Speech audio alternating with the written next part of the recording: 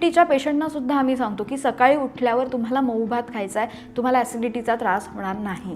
हो ॲक्च्युली. आणि पेशंट हे आम्हाला येऊन म्हणजे मला OPDला येऊन सांगतात की हो मॅडम तुम्ही ते सांगितलेलं आम्ही फॉलो करतो, पण आता आम्हाला ॲसिडिटीचा काहीही त्रास होत नाही.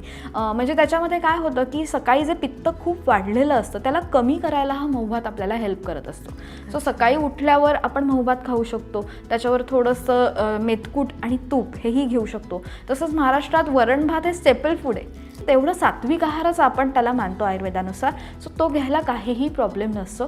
लहान मुलांनाही त्याची आवश्यकता असते. फक्त 50s नंतर किंवा 60s नंतर त्याचं प्रमाण थोडंफार प्रमाणात कमी असेल तरी चालतं. म्हणजे माझे स्वतःचे बाबा डायबिटिक आहेत, पण ते स्टील ही इट्स राईस. असं काहीच नाही आहे की त्यांनी तो सोडलेला आहे, असं काही नाही आहे. फक्त त्यांनी मात्रा कमी केलेली आहे मात्र.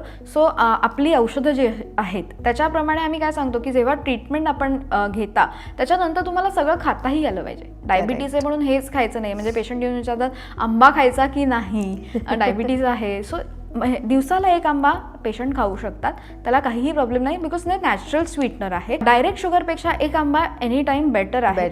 सो तो खाण्यात काहीही प्रॉब्लेम नसतो.